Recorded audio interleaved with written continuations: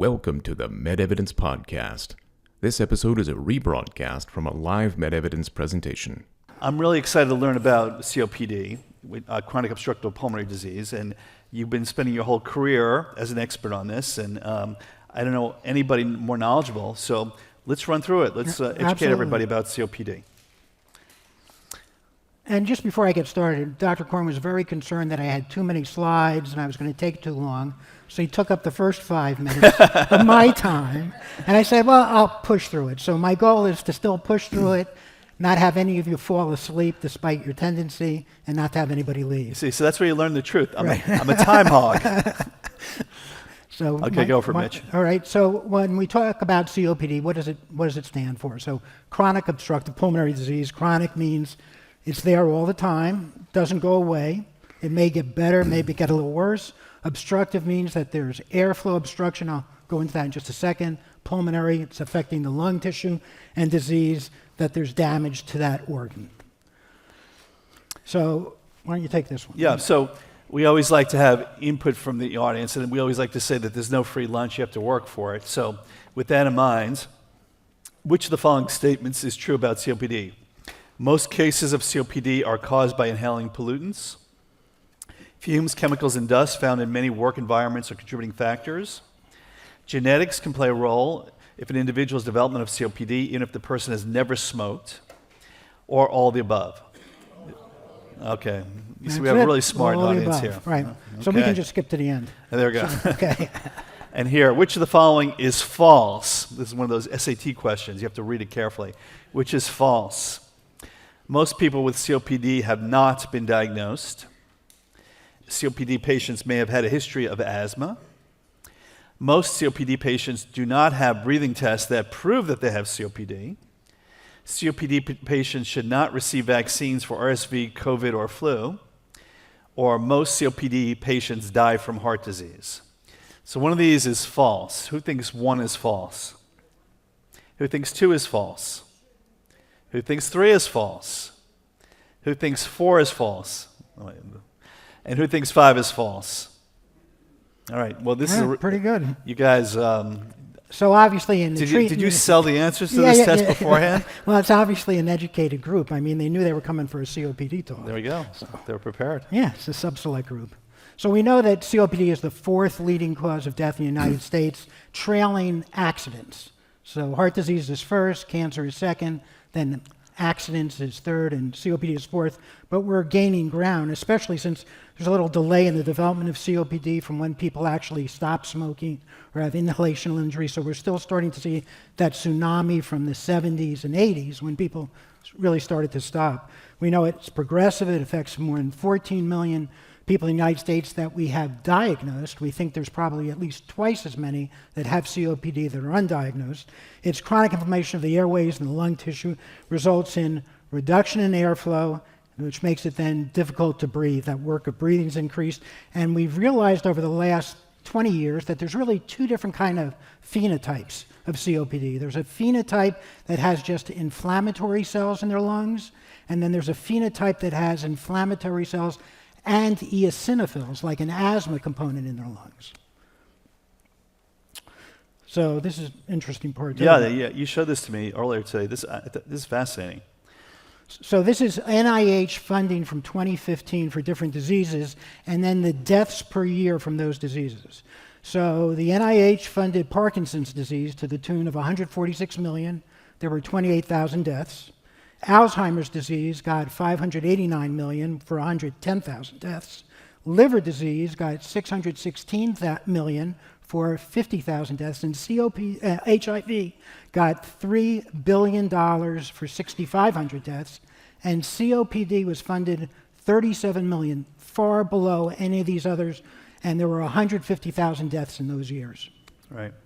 And so a lot of this is probably driven by politics, as you have advocacy groups that go out and get the government to spend money in their disease of concern. And as well as there's a little kind of a social aspect to it too. People that smoke get COPD largely, and there's kind of this is a self-induced disease, and people are less happy about funding those, quote, types of diseases. Yeah. People who smoke can make the argument that they're paying a lot of taxes every time they buy cigarettes. Absolutely. And their tax money should go to use to figure out what to do about it. And the government was instrumental in getting them addicted to nicotine. There we go. All right. So speaking of smoking, we know that cigarette smoking in the United States is the leading cause of COPD. There's 5,000 chemicals in cigarette smoke, including formaldehyde and benzene, that you're inhaling into your lungs, and all these cause inflammation and destruction of the lung tissue, as well as inflammation, mucus production in the airways, leading to these two kind of phenotypes of COPD. One is called an emphysematous patient, and those are patients, we used to call them pink puffers. They have hyperexpanded lungs, they're always short of breath, their blood oxygen level is relatively well maintained, and then the chronic bronchitic are the patients that are not tall and thin. They tend to be heavier set, they produce a lot of mucus, and they're more prone to having low oxygen levels. But those two kind of phenotypes have also fallen out of favor over the last few years.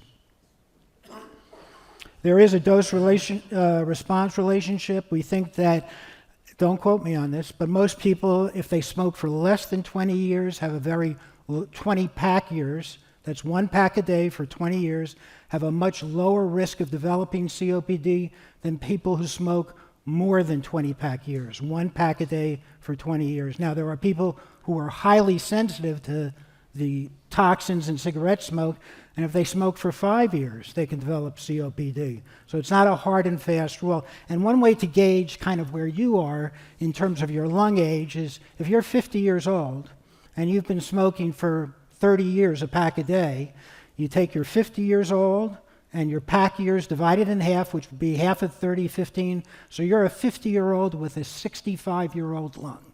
That's kind of one easy way to kind of think about it. It's interesting.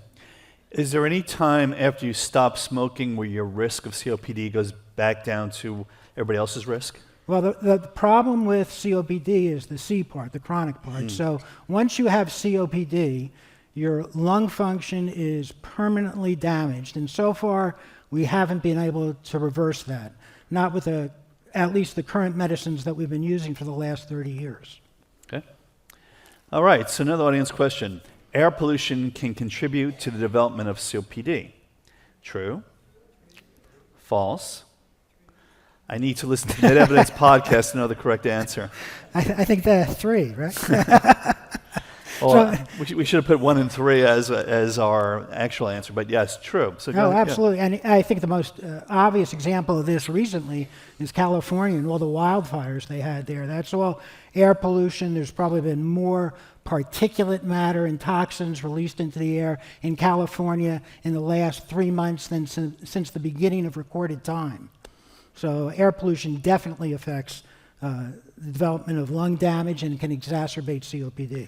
And I think there's a broad way of defining environmental exposures and air pollution. Absolutely. So actually, you know what the most common cause of COPD in the world is? The use of biomass fuels.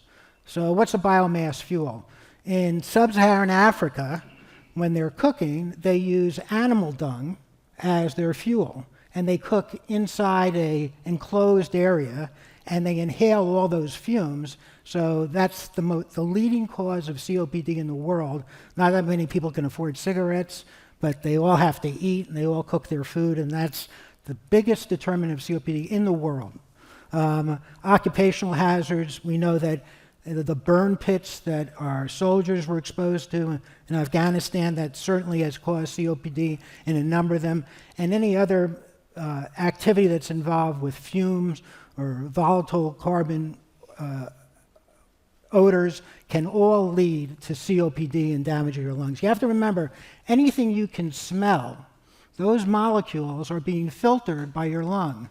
So when you smell something bad, those same little molecules are traveling into your lung and getting embedded in your lung tissue and then have to be removed. So we're always filtering pollutants out of an environment in order to keep our lungs healthy. So your take-home advice is that if you're using dung for cooking purposes, that you should open a window? Open a window. Well aerated. Okay. So talk about genetics. So we do know that there's at least 2 genetic diseases that are clearly associated with poor pulmonary function in the form of this chronic obstructive lung disease. One is alpha-1 antitrypsin deficiency. That's an autosomal recessive gene that's passed on from your parents.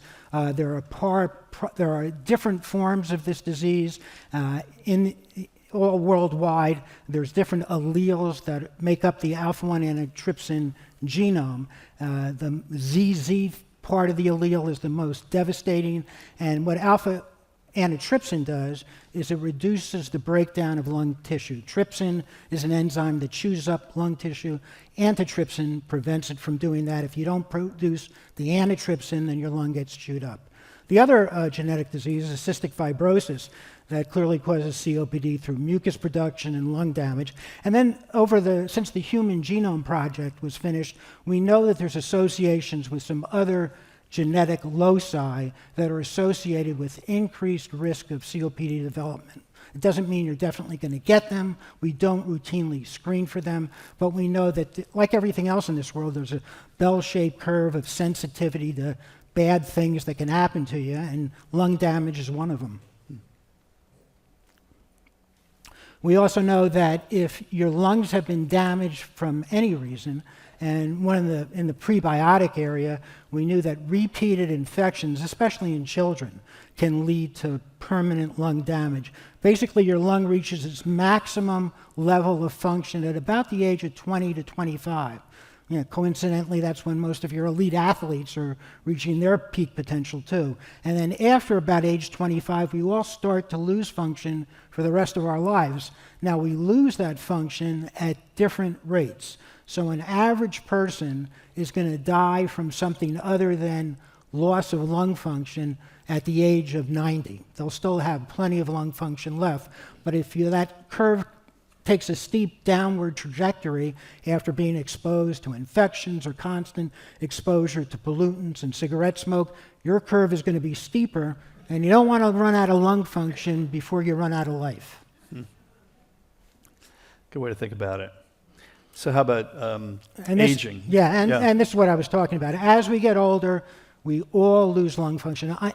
This may not be that meaningful, but an average person, non-smoking, otherwise healthy, loses about 20 cc's of forced vital capacity, lung function, a year. And I'll go over that in just a second. But that can increase to over 100 cc's. And then in patients that have COPD, when they have an exacerbation of their COPD and require hospitalization or other medicines than their usual maintenance medicines, they lose a lot more. They could lose up to 150 or 200 cc's just from that one episode. And the thing about COPD is it's not like asthma. When you get better from COPD, you don't go back to where you were. You go back a little bit, but you're worse than before you had the exacerbation.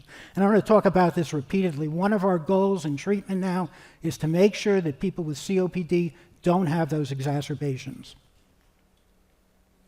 Okay, so to an audience question here.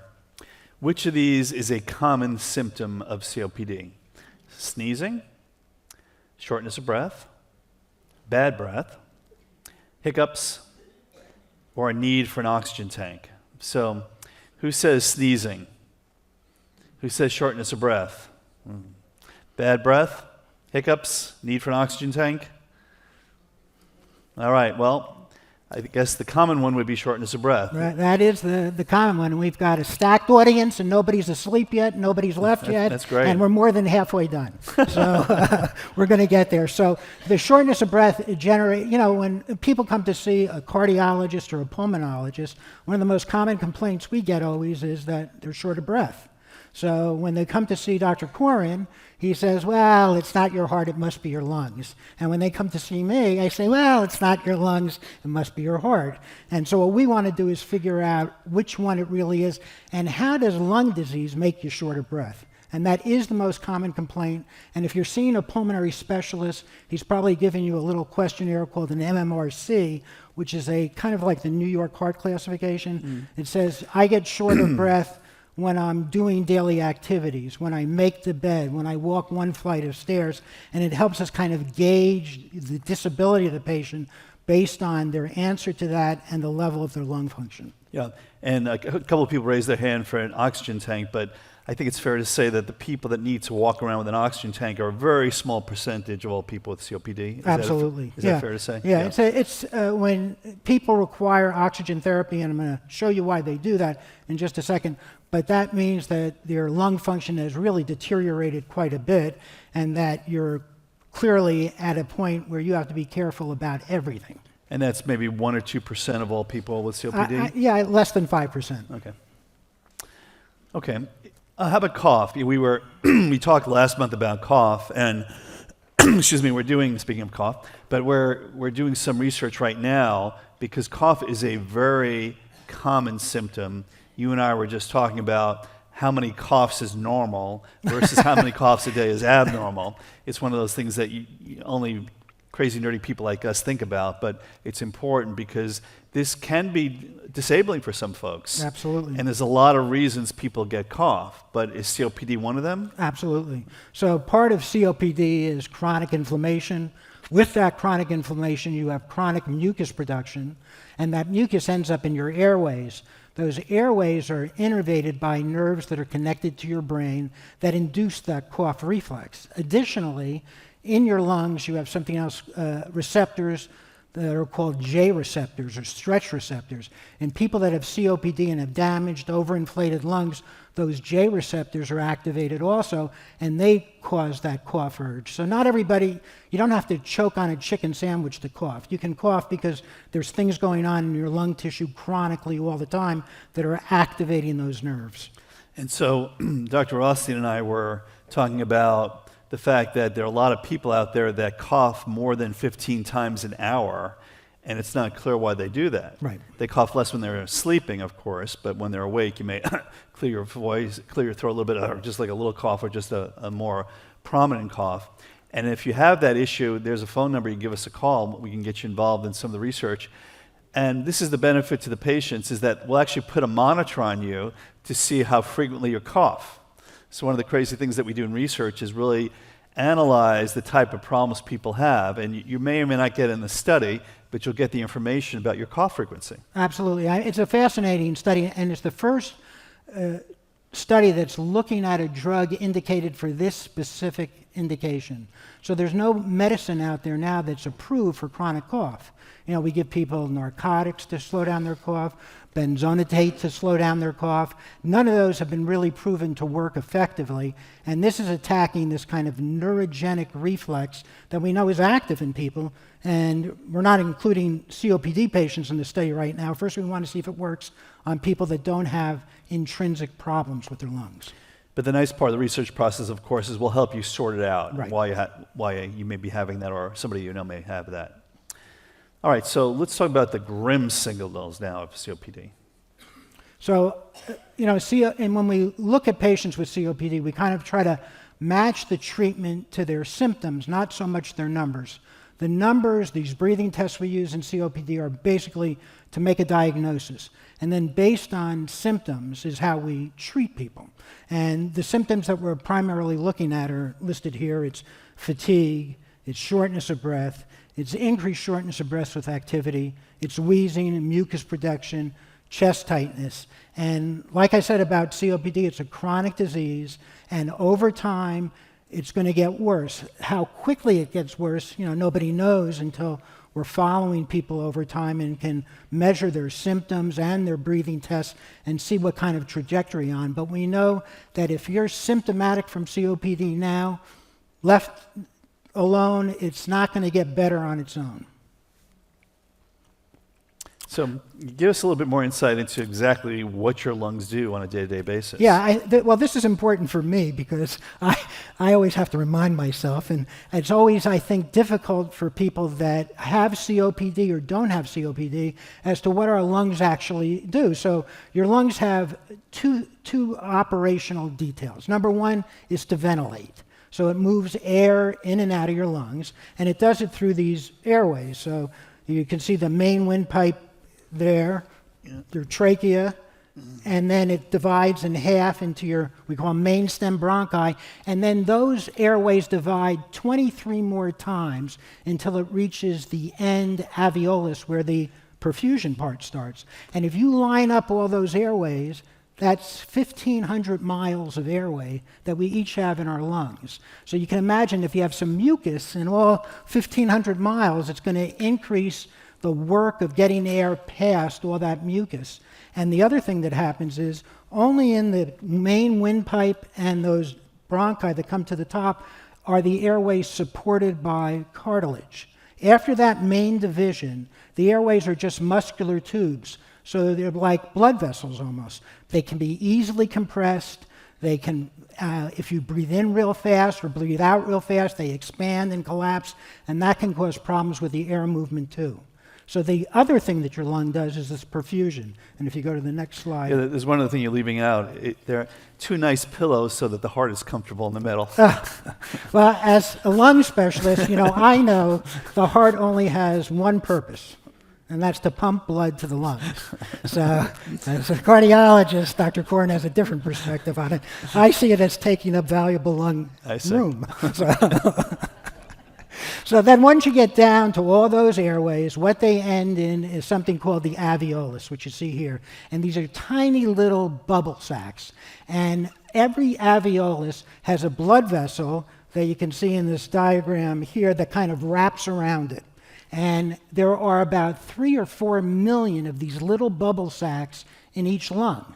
And if you spread all those out, it'd be 75 square meters of bubble sacs, a tennis court of bubble sacs that all these blood vessels wrap around. And the blood that starts to come in and wraps around the lung doesn't have any oxygen, has lower oxygen levels in it and high carbon dioxide levels, because that's all your body is metabolizing. So now the blood's taking this extra carbon dioxide and lower oxygen level to your lungs for the perfusion part of this.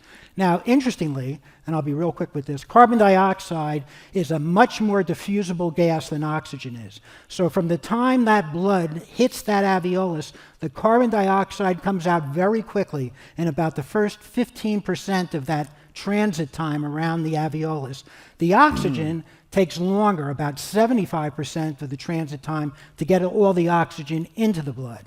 So in the alveolus, you've got the carbon dioxide coming out of the blood, the oxygen from the alveolus going into the blood, and then you blow it out. So every minute, you're breathing in and out about 6 liters of air, and every minute, you're pumping about 5 liters of blood. And there's a little overlap on the lung side because we know the heart's not that efficient. So have to kind of make up for that problem. Yeah, the Anti-Cardiac Society will be calling you. So you'll be getting a letter from our attorney. So the importance of this is where the gas exchange occurs. So you can see if you're damaging this, if these blood vessels are getting squeezed off, or if the alveolus is getting destroyed, the carbon dioxide, usually there's enough room left for the carbon dioxide to get out, but the oxygen doesn't always have time to get in, and then people need to be on supplemental oxygen. If you've lost your ability to get rid of carbon dioxide,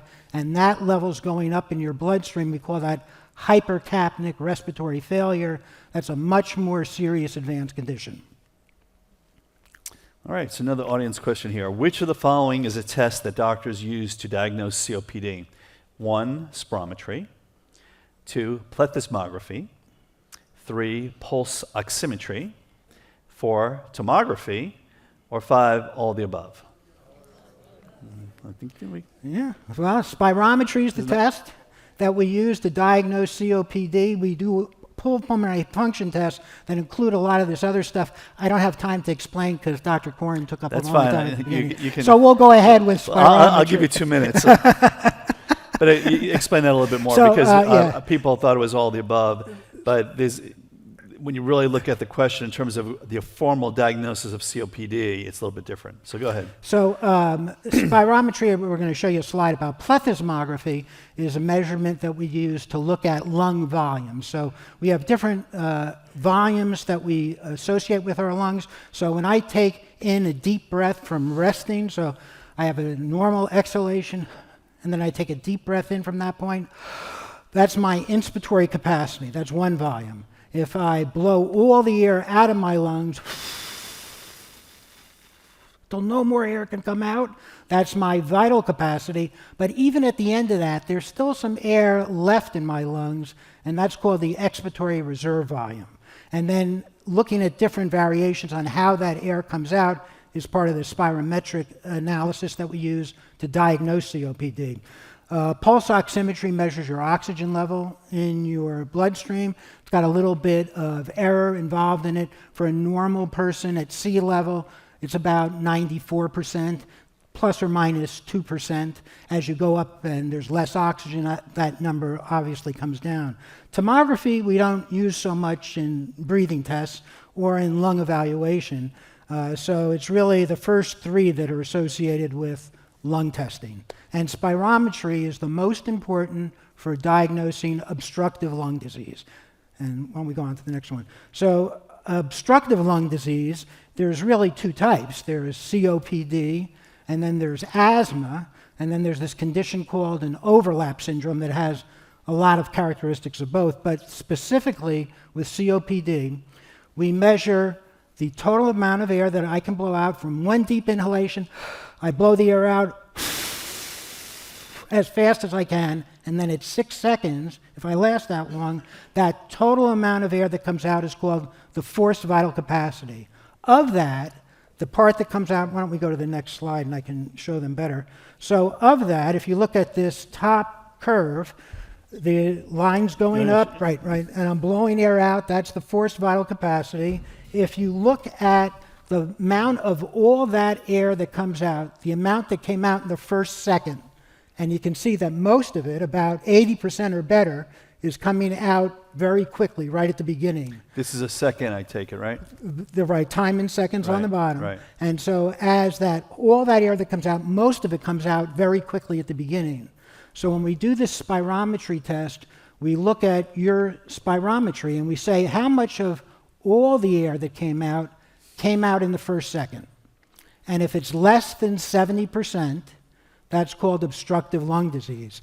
And when it's less, that curve on the top, Mike, kind of flattens and doesn't rise up as quickly as it did on the normal patient. Now, the exception to this is if you have obstructive lung disease, meaning that FEV1 was less than 70% of the total, and then we give you like an inhaler, and it goes to better than 70%, you have asthma, you don't have COPD. So this is the test that tells us in large groups of people whether or not they have COPD. So an FEV1 less than 70%. And the nice part about this is you're your own control. You know, we're not comparing your test to a lot of other people's tests. For this FEV1% test, it's your total versus the amount that came out in the first second. And if that's reduced too low, then you have COPD if it doesn't improve. So to paraphrase what you just said, and connect it with the picture, so if this is what your spirometry looks like, you use an inhaler, and then it starts looking like that. Correct. Then that's asthma, not COPD. Correct, if it returns to normal. Thank you. So these are kind of the after effects of what COPD does on a chest x-ray. So this is a normal chest x-ray on your left, and you can see the heart silhouette. The patient is looking out at you, right shoulder, left shoulder, and you can see the heart silhouettes there. There are where that green and purple arrows are the blood vessels in the heart, in the lungs. You can barely see them. And then these curved things on the bottom are your diaphragms. So when we breathe in under negative pressure. We suck air in.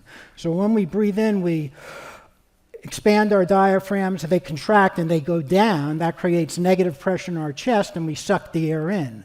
Now, when patients develop COPD, they have this obstructive problem to airflow, and they get the air never fully exhaled, and they keep hyperinflating. They keep getting more and more air stuck in their chest, and it leads to an X-ray that looks like that. So you can see where the diaphragm should have been, where those lines are, and where they are now. You can also see the blood vessels that are going into the lungs now are very prominent because the lung tissue has been destroyed, and the heart is having a difficult time pumping all that blood to the lungs again. So those blood vessels tend to develop increased pressure. So and you can experience this right now at your table. If you take a breath in and then try to take another breath on top of that, that's how that person feels all the time. every breath is a conscious effort. They're short of breath all the time. They don't have that room for their diaphragms to contract anymore and go down. So the differences between COPD in general, we know that both of them can have swollen narrow airways. We know that in asthma, like we were saying, if you use that inhaler and the breathing test goes back to normal, we call that reversibility. That happens much more often in asthma. Patients with COPD may have a response to bronchodilators, but they never go back to normal, or else we call them asthmatics.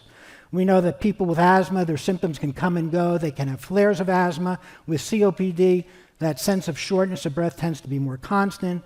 In asthma, because their airflow can go back to normal, we know that that's true. In COPD, it never goes back to normal. Asthmatics tend to have a younger age of onset than people with COPD, who typically develop the disease in their 40s, 50s, and upward.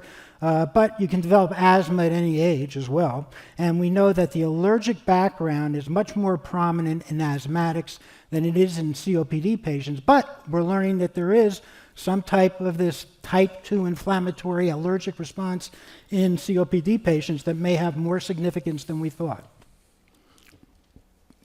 So the goals of treatment with COPD are, we can't cure it. We want to slow down the progression, and we want to improve patients' abilities to engage in activities of daily living.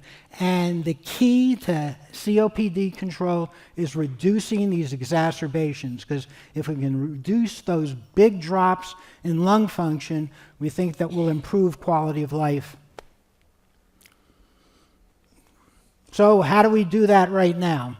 So when I was in training, most of the things I'm going to talk about weren't even in the realm of treatment options. But now we know the best thing you can do is stop smoking. That's going to help reduce that fall in your lung function and reduce cardiovascular disease and everything else that goes along with it. We have a slew of medicines that we use in COPD. Pulmonary rehab, this exercise program that anybody with symptomatic COPD should go through. So symptomatic means if you have COPD and you're short of breath, even if you haven't been hospitalized, you ought to go through a pulmonary rehab program. We know that that improves quality of life. We know it reduces exacerbations, and we know it reduces hospitalizations. And short term, it has a reduction on mortality as well. Supplemental oxygen, if needed, and like Dr. Koren was saying, it's less than about 1-2% of our patients with COPD that need supplemental oxygen. But if you need it, it is associated with increased quality of life and increased life expectancy. We've developed non-invasive ventilation, which is kind of like, a CPAP, CPAP for patients with sleep apnea. Well, we have a CPAP that can kind of act like a ventilator to help people breathe at night, that can reduce that work of breathing so people can sleep through the night if their COPD is that progressive. We have also been doing surgeries on lungs. You probably heard of lung volume reduction surgery. So if people have emphysema, these big blebs in their lungs, we know that we can take the bleb out, and that allows normal lung that's left over to re-expand and to function more normally, and that can improve their sense of dyspnea and quality of life. Without doing surgery, in one of those tiny little airways, we can put a one-way valve that kind of shuts the blood flow and the oxygen off to that part of the lung, and that lung will collapse, essentially doing an autobolectomy. The rest of the lung will expand and improve quality of life and sense of dyspnea there. And then we've also done lung transplantation in patients with primarily unilateral disease and primarily of an emphysematous type, but that's also been one of the surgical approaches as well. I haven't heard as much lately about volume reduction surgeries as I did 20 years ago. Is that fallen out of favor a little bit? It's fallen out of favor because of the endobronchial valves. Instead of cracking your chest open, we can now in the bronchoscopy suite put that valve in and get almost the same result. Got it. And then there's clinical trials. The most important thing, yeah, we'll go back to that. And the clinical trials that are going on are addressing medications that will improve lung function, delivery of those medicines to improve lung function, as well as a bunch of anti-inflammatory molecules that have just come out in the last decade that are having surprising results in COPD patients in terms of helping them improve lung function, reduce hospitalizations, and reduce exacerbations. So the old traditional medications that we used in COPD are basically divided up into three groups. We have the beta agonists, which is like albuterol that we use in asthma. They tend to be short. There's one group that tends to be short-acting that lasts a couple, 3 hours, and then long-acting that can last 12 to 24 hours. And these medicines work by increasing this mediator called cyclic AMP in the muscle cell, which causes these muscle tubes to relax, and they get bigger. And it's been very effective and has a relatively short onset of action. We call them rescue medicines when it's the short-acting variety. It can give people relief within minutes. And then the next major class is these, go to the next slide, are these anticholinergic agents, or we call them LAMAs, anti-muscarinic agents. And they're largely used in patients with COPD. Ipratropium is one that's been out for about 20 years. It's now finding a place in the use in treatment for asthma as well. And instead of actively dilating the airways, what these anticholinergic medications do is they interfere with the ability of the airways to constrict. So they relax them, but they don't actively relax them. They're very effective also. They come as a short-acting medication and a long-acting, a LAMA medication as well. And there's a bunch of different names for the different products there. I won't go through them because Mike used up all my time. And I don't have. Let's go on to the next slide. And then we have this group of medicines called inhaled corticosteroids. So when I did my training back in the, the first use of inhaled corticosteroids. Which century was that? Right. So it was just coming out onto the marketplace, and it was we were using it in patients with asthma. And all of a sudden, instead of having an ICU full of asthma patients on ventilators and with a very high death rate, nobody was showing up to the ICU anymore because these inhaled corticosteroids were great at reducing the inflammation in the airways in these asthmatic patients, and it reduced those exacerbations and the need for them to seek hospitalization. So we translated that success in asthma patients to patients with COPD. And I think you've seen widely advertised on TV, and probably some of you may be even using them. We kind of combined all these groups of medicines together, and now kind of standard therapy, we call it triple therapy for patients with COPD, is a long-acting beta agonist, that one that actively dilates the blood vessels, a long-acting muscarinic agent, which is one that prevents the airways from constricting, and an inhaled corticosteroid. And those can be very expensive, and we're not sure if it's really beneficial in all COPD patients. One of the interesting things they found that when they looked at patients with COPD, the patients that used inhaled corticosteroids had decreased acute myocardial events over a decade, but they had increased risks of pneumonia and upper respiratory tract infections. So we're trying to sort that out. Anti-inflammatory versus pro-infection. Absolutely. Yeah, interesting. So these are the different kind of combinations. SABA is a short-acting beta agonist used with a LABA, a long-acting beta agonist, and a LAMA, a long-acting muscarinic agent. And then you can use the triple therapy, the LABA, LAMA, and ICS. Now, these are all given by inhalation. And one of the problems with COPD is you can't really breathe that well to begin with.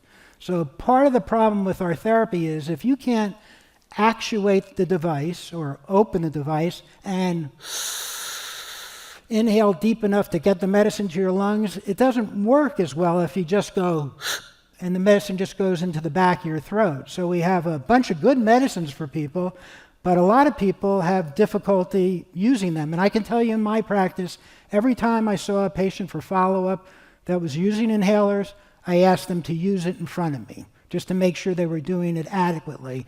And 50% of the time, people would have their actuator and they'd show me up, they'd squeeze it, it didn't even go in their mouth, and then they'd inhale. They'd say, well, we went over this 3 months ago, and it takes a lot of repetition if you're not doing it every day. It's a hard skill to kind of master.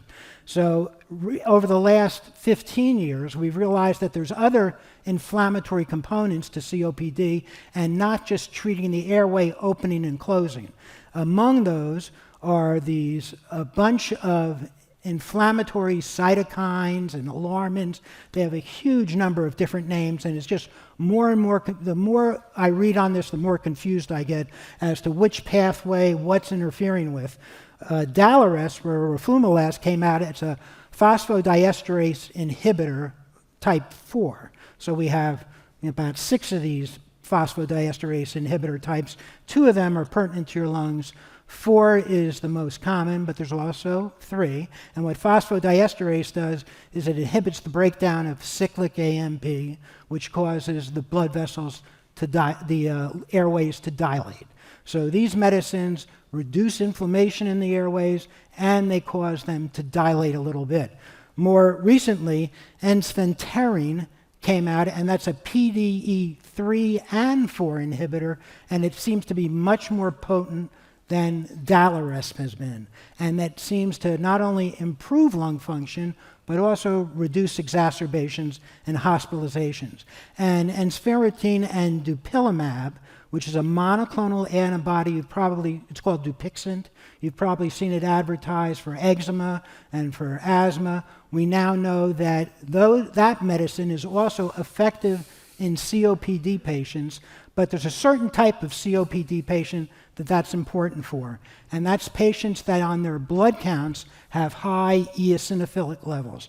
Like I said before, the allergy is more common in asthma than it is in COPD, but we know that there's patients with COPD that have that allergic component, and they seem to respond to this quite nicely.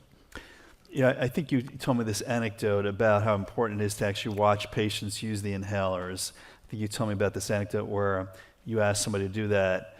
The person sprayed it in the air and then put their face in the mist. So it's more than a trivial point. I would say that in my practice, and I practiced for over 30 years, that my patients with COPD, one that actuated and inhaled properly was about 50%. And then of the people that did that properly, the people that could get a deep enough inhalation in to really maximally benefit from the medicine was about 75%. So a lot of these medicines lose their power. Now, interestingly, some of these medicines are now available by nebulizer, and we're going to have a study, hopefully in the next few months, that is using a nebulizer just twice a day, using these long-acting products so that people will actually get a benefit from their medicine. Oh, that's interesting, yeah. So among the biologics, Dupixent isn't the only monoclonal antibody out there that's looking specifically for these either eosinophilic type or non-eosinophilic type COPD patients. There's a list here of the others, some of their target compounds, and they're kind of going through this, trying to find out which medicine is right for what we call them phenotype, either an eosinophilic or a non-eosinophilic dominant patient with COPD. And at least with the eosinophilic group, we know that the Dupixent's having a marvelous effect on helping them reduce exacerbations. Yeah, and if you want to impress your friends at a cocktail party, you'll notice that all the monoclonal antibodies end with MAB. So if somebody has an injectable drug that we're using, and you can tell them if it's a monoclonal antibody or not, just by looking at it. Okay, well, now something important. Yeah, COPD in the cardiovascular system. Go ahead. Patients that have COPD, it's the people that smoke a lot tend to run the risk of heart disease. So we know that, we're dealing with patients that often have 2 comorbidities. They have lung disease and they have heart disease. We know that if you have an exacerbation of COPD, you're going to be at risk for having an acute myocardial or cardiovascular event as well, stroke or heart attack, and that as COPD progresses, when those little bubble sacs, alveoli get destroyed, and the blood supply gets destroyed, and the heart is still pumping that 5 liters per minute through the heart, but it's a smaller vascular bed, those blood vessels are under increased pressure, and that leads to pulmonary hypertension, which then causes more shortness of breath. An interesting fact, too, is that if you lose 10% of your forced vital capacity, your risk of having an acute myocardial event increases by 10%. Interesting. Huh. So I had a lot not of heard that association. statistic, yeah. So pulmonary rehab, like I said, should be a mainstay with anybody with a symptomatic COPD. It's a supervised classroom experience. It teaches people how to do things without putting their respiratory system under increased stress, as well as increasing their stamina.